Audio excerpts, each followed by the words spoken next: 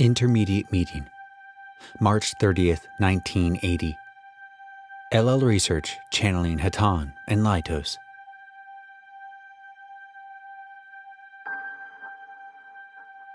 Unknown channeling. I am known to you as Hatonn, and I greet you in the love and the light of the infinite Creator. It is a great privilege to blend our thoughts with yours at this time and through this instrument, and we thank you for the opportunity. This evening, we would speak to you in a small parable, for often that which is true can be seen better when it is seen as part of a story. And so for you, my friends, we write a story of a prince who had a kingdom. Standing upon the turrets of his castle, the prince gazed over the great domain over which he reigned. And he was very glad, for was he not a prince, and did not all he saw belong to him? He was by nature a kindly man, much given to good deeds, and merciful in action, living at peace with his neighbors, skilled in diplomacy, and without any blemish that could be seen. How he loved his kingdom!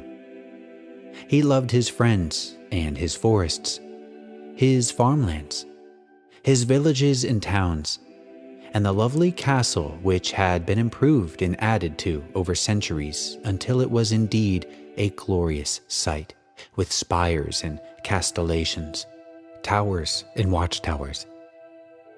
And once every year, in the castle keep came all of his people, rejoicing that their king was so just, so mighty, and so powerful. One day, the winds of change came upon the kingdom. Boats of a foreign and strange creation landed upon the shore, and within a very short time, the peace-loving king was removed quite utterly from his reign. The joy of centuries diminished. The ownership of land, field and forest changed. The king escaped because of the love of his people, for they took him in as one of them, and he began life anew as a humble cottager, toiling in the fields, carefully guarding the forests, and serving the new lord of the land. And once a year, the people, fewer each year, for fewer remembered, would come to visit one small village, and they would kneel before one old cottager, humble and full of years. And he, well adjusted to his new life, would say as if in ritual, "Do not bow your knee to me, for I have no fields and no forests. I have neither land nor estate."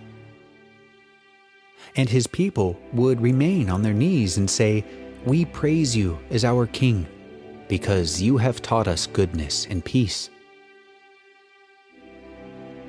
This cottager, who had been king, died quietly, and the kingdom remained, unhappy now, scourged by heavy taxes and unfair practices of all kinds that reduced the villagers and the townsmen to near slavery. And in the length and breadth of time, came there those with books and knowledge. And slowly, very slowly, the kingdom again changed so that it began to balance between total peace and total aggression. Amidst all these experiences, my friends, amidst all those who were loved and those who were unloved, the creation of the Father grew and flourished in its season. Fields and forests, birds, animals, fish, nothing of man truly upset the creation of the Father, for there is a love in such balance and of such power that its ability to heal itself, given enough time, is perfect. We are aware, my friends, that each of you are in a different situation, with different perspectives. Some of you dwell under a good and peaceful ruler, either yourself, another being, or a great ideal that you seek. And so love rules your life, and all of your movements are graceful, and that is well. Those of you to whom we speak, we ask that you meditate upon the meaning of your fortune, and upon how you can share your love. Some of you dwell under the angry queen. We correct this instrument. Some of you dwell under the angry king. You are in slavery or bondage to yourself, a habit, a possession, another person, or a false ideal. We ask you in your meditation to ponder the reason for your slavery and how, through sharing your difficulties with the Creator and with your friends, you may free yourself from all addictions, limitations, and difficulties, and be healed. But those who are fortunate, and those who are not, are often one and the same person in different moods and at different times. And so we speak to all of you when we ask you to look up, outside your windows, outside your world, into the world of the Creator.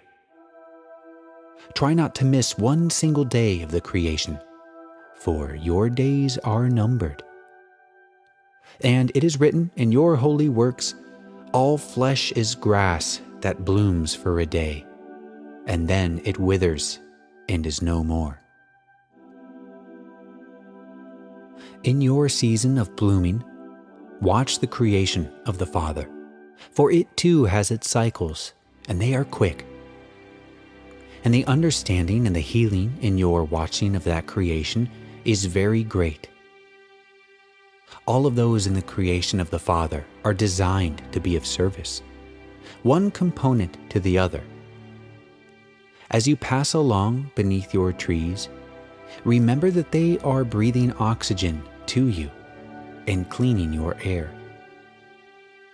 Think of the gentle rain as it falls upon the thirsty earth, producing your food, and the wind that spreads the beautiful clouds in the gentle rain. Watch the insects as they create fertile fruit and flowers. In the creation of the Father, each thing is a mystery that cannot be known, can only be loved and appreciated. And if you spend some time with the creation of the Father, you will find that it asks only one thing of you. It only asks that it may love you just as you are. The rain and the sun shine on all of you, criminal and saint, fool and wise man. The trees shade all of you, and the presence and the consciousness of the earth is one of total acceptance of you. It is a great sorrow of ours that many among the peoples do not reciprocate this feeling.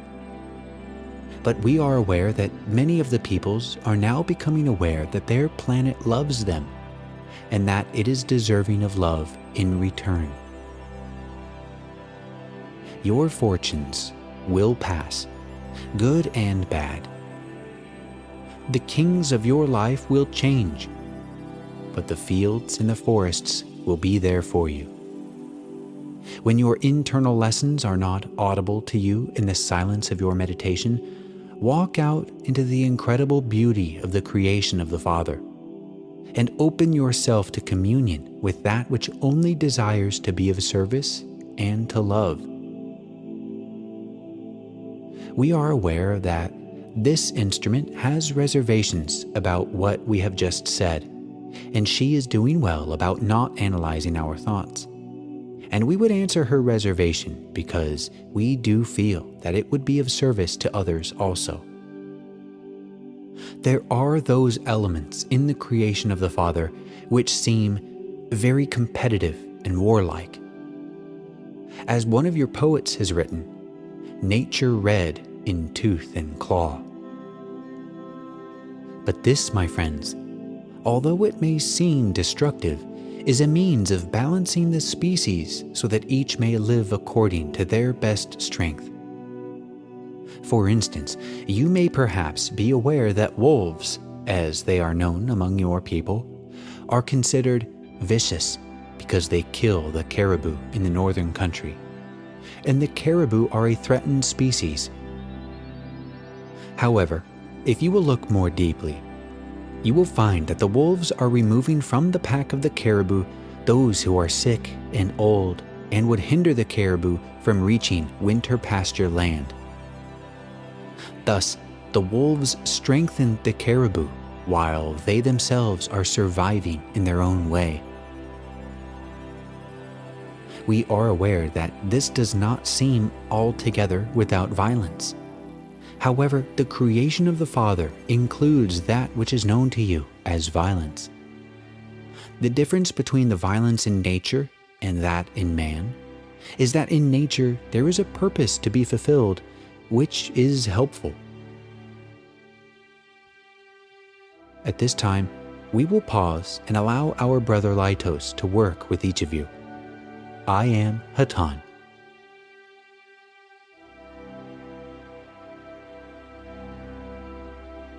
I am Laitos, and I also greet you in love and light, my friends. I am very happy to be with you, and if you will be patient, we would like to work with some of the newer channels. I would like to begin with the instrument known as D. If she would relax, we would like to attempt to make contact with her and say just a few words to her at this time. I am Laitos.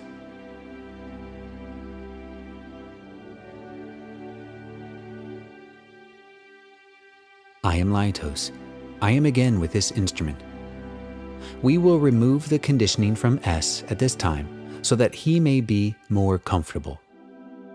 He is making a great breakthrough in hearing our concepts and has difficulty only because of an emotional reaction to doing something which he has desired to do for quite a while. As he becomes used to this contact, it will smooth out, and the feeling which could be described by this instrument as the rush will no longer incapacitate him from being able to speak. We are profoundly grateful to you for spending this time with us, and we will be with you at any time that you request it, either for conditioning or the meditation, or for conditioning for vocal channeling, such as this instrument is doing at this time. The choice, my friends, is up to you, and we have no prejudice, for it is not everyone who desires to become a vocal channel. But indeed, you are all channels in your way, and we believe that the conditioning which enables you to meditate can help each of you. And we in turn have great need of vocal channels, for, as we have said many times, there are those who will be asking questions, and we cannot come among you without interfering with your free will. For there are those among you who do not wish us to be here. And so we must speak through people such as you to share with you what knowledge we do have. It is no knowledge you cannot have, for this knowledge is your birthright. It is simply that the forgetting is so great among your peoples that it amounts to a deep sleep. You who are awake are greatly welcomed. We will join you in meditation, my friends. For now, I leave you in the love and the light of the infinite Creator. I am Laitos. Adonai.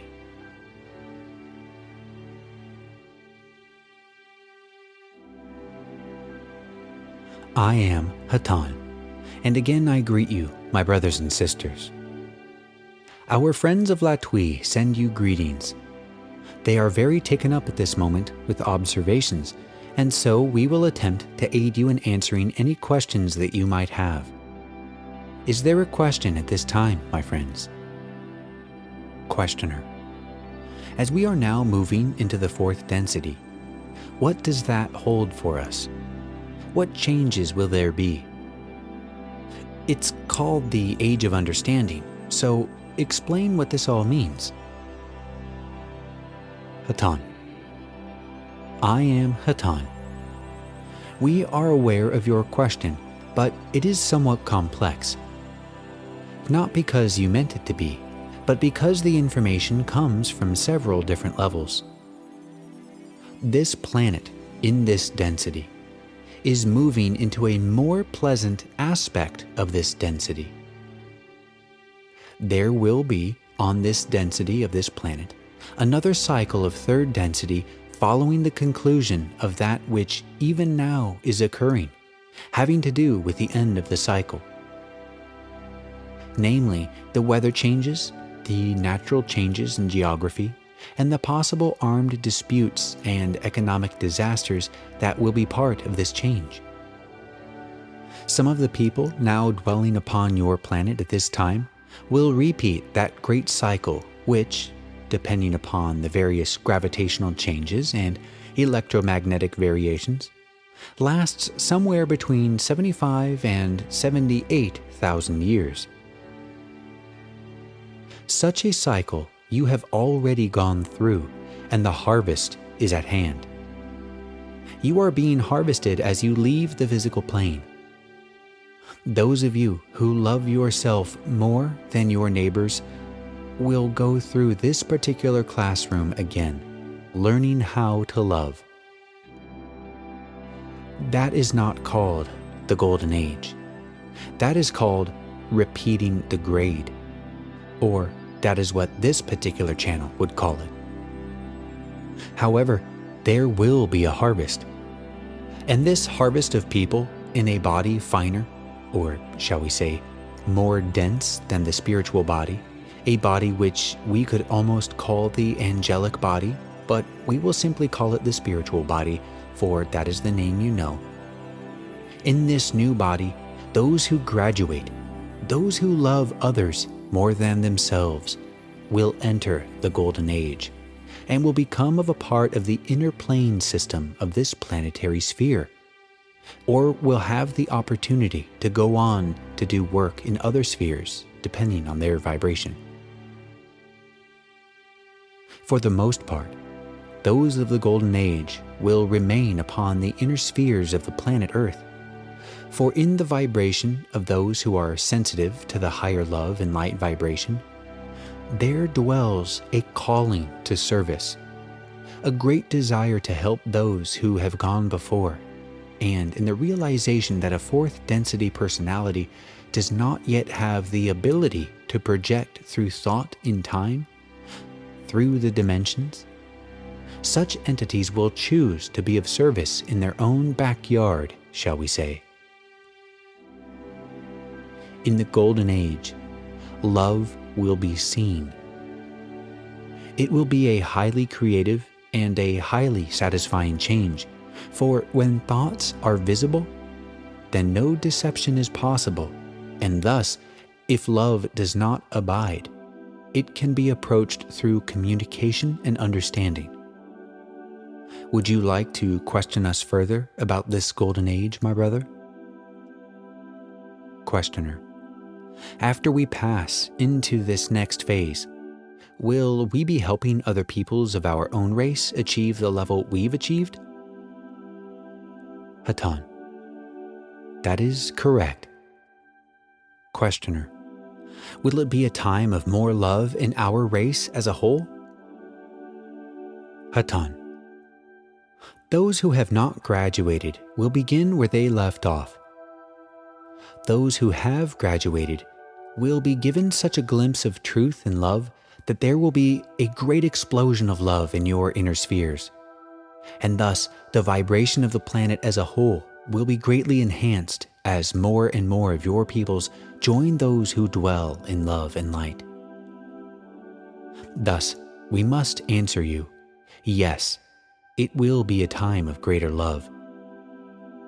However, you will always find that there are those who, of their own free will, choose to take a long, sad, and lonely path through darkness. And this you and we must allow them to do until of their own free will they turn to the sunlight and seek love. Does this answer your question, my brother? Questioner: yes, can I ask some more? Hatonn: you certainly may, my brother. Questioner. Will our civilization still have government the way it is? Our present society creates a lot of resistance to the love in our race. Will this be the case then? Hatonn. At the beginning of the next cycle, there will be a breakdown of your government as you know it in the third density, and a type of dark ages, shall we say, as it may well be called in the future, will descend upon your peoples due to the fact that you have built a very fragile society in your, shall we say, civilized culture. Things will become more simple, and it is only a matter of conjecture as to what the free choice of those entities at the time will choose. However, in the fourth density, there is no need for government as you know it, for the rule is freedom in love, which means that no one obstructs the freedom of another, nor would wish to harm another. And since that which is needed can be created by thought, there is no need for the labor on a cooperative basis in your society. However, in order for you to help, your work will be of a collective nature, melding and becoming one with each other so that you may, as a group consciousness, work for the good of the planet which nurtured you and which you now wish to nurture. Therefore, although you will not have government, you will be working as a unit in attempting to grow ever closer together. As we are talking about two different dimensions, you can see that each density will have its own culture and society. Questioner. My last question. Will we maintain our physical existence along with our spiritual self the way it is now, or will it just be the spiritual self? Hatonn. My brother, we did not say that anything was just the spiritual self. We think that's the star attraction here. However, we understand the meaning of your question. You will have what will seem to you to be a physical body in the fourth dimension and in the fifth dimension. In the sixth dimension, which is a light dimension, and from which our brothers and sisters of Laboratories come, there. Side 1 of the tape recording this session ends here. We pick up on side 2. Questioner. Is our evolution to become a ball of light and lose the body altogether? Hatonn. We are aware of your question, my sister. The goal of spiritual evolution is the transformation of consciousness. The Creator has given a proper shape and configuration to each level of consciousness, so that each transformation is accompanied by a transformation of the vehicle, so that the consciousness may be housed in the most appropriate vehicle for further learning and growth. To attempt to grow spiritually in order to become a ball of light would be like attempting to, shall we say, become a flower or a cloud. The form of consciousness is not within the power or provenance of an evolving entity. It is not anything for that entity to be concerned with. The only concern of the seeker is that he seek. To be a seeker is the basic drive of the nature of all mankind. The basic question of your life is, what do you seek? When you understand what your most basic desire is, the priorities of your existence arrange themselves accordingly, and you set about your path, seeking as you go, using each minute as a vehicle for learning about that which you seek.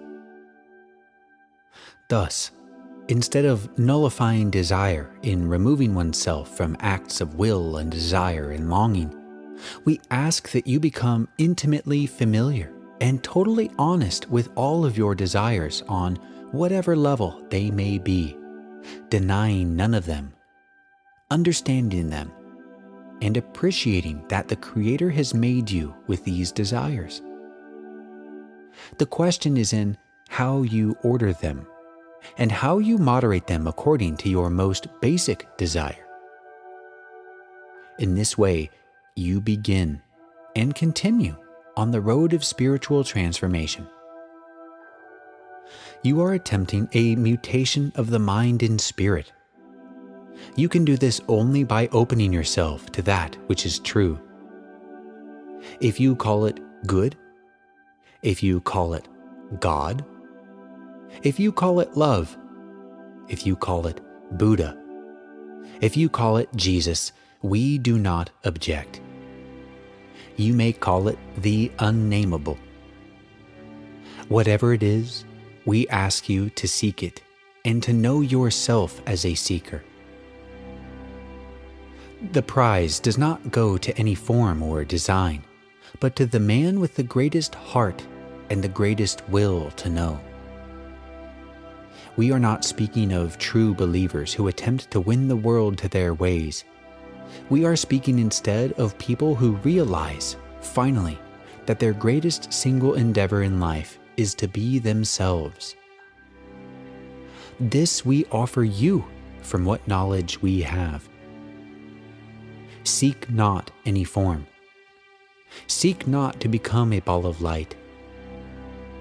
Seek to be yourself. Seek to know yourself. Seek to share yourself, for it is you yourself who contain the essence of all that there is. It is written, as above, so below. And we say to you, each cell of your body knows the body. If you take a cell from your arm, will it produce an arm? No. We say to you, it will produce a body. If you take a cell from your leg, will it produce a leg? No, my friends, it will produce a body. Thus, know yourself in all your parts. Know all of your thoughts, those which are basic, those which have to do with existence, with security, with power, with things with which you may not approve. Know all the good things. Know all the things that you had forgotten about yourself that are quite lovely.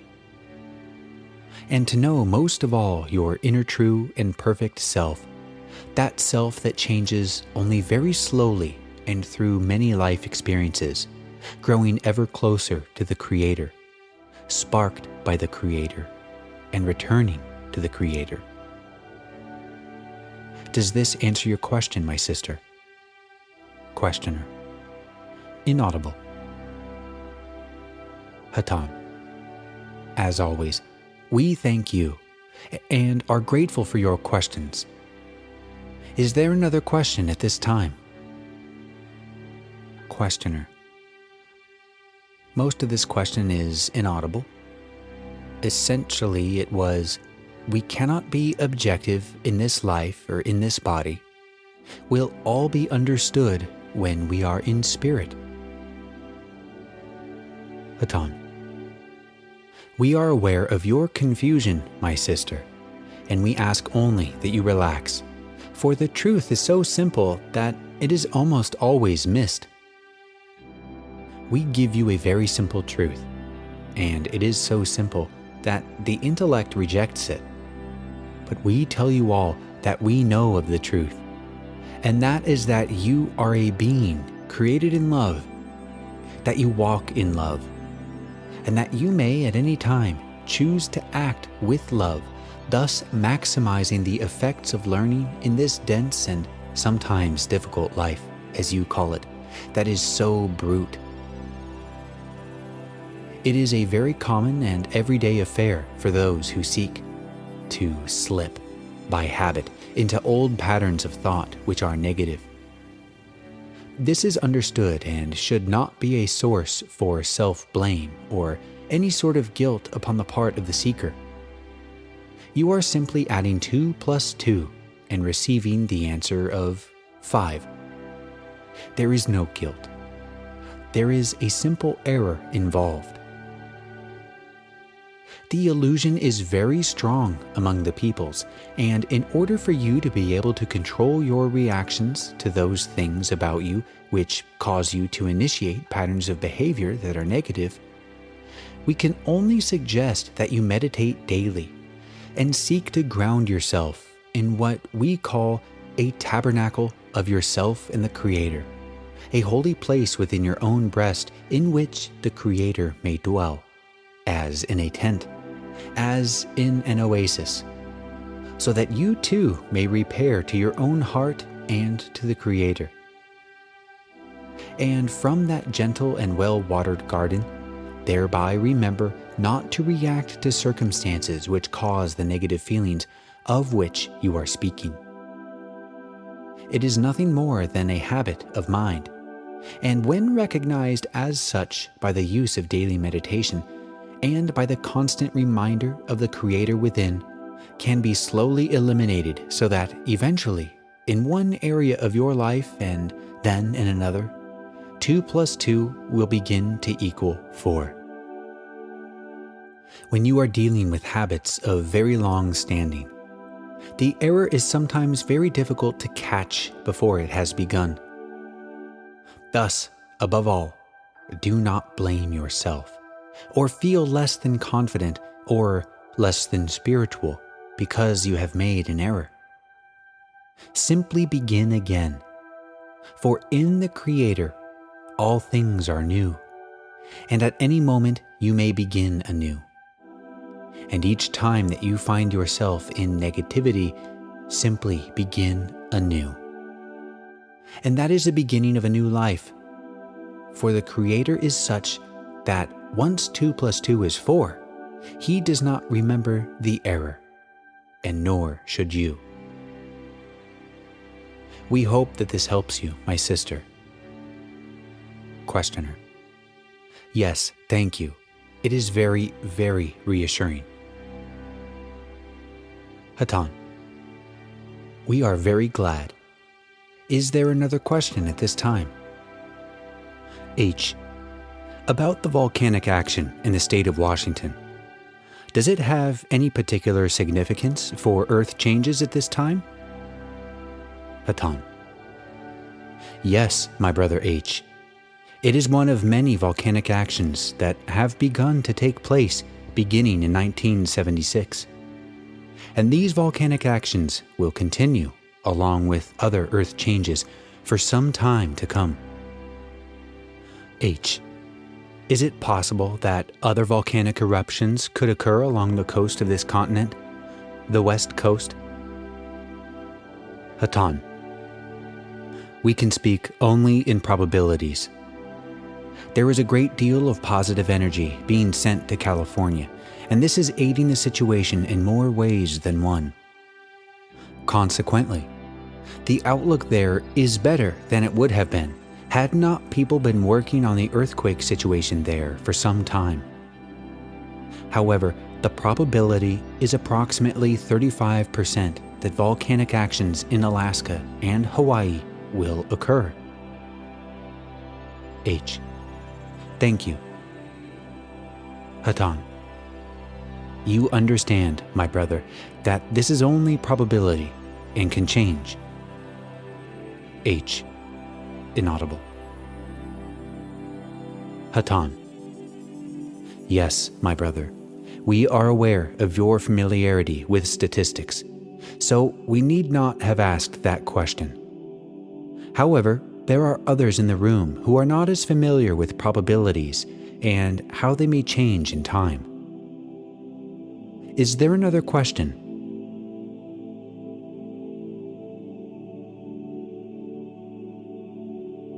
My friends, it has been a great pleasure for us to speak with you. We wish for you to realize that our speaking is not perfect and our knowledge is far from perfect, but that our love for you is as great as our being and our desire to serve you in any way that we can. We thank you for reaching out to us, and we encourage you in your own seeking. I am Hatonn. I will leave this instrument in the love and the light of the infinite Creator. Adonai Vasu Viragas.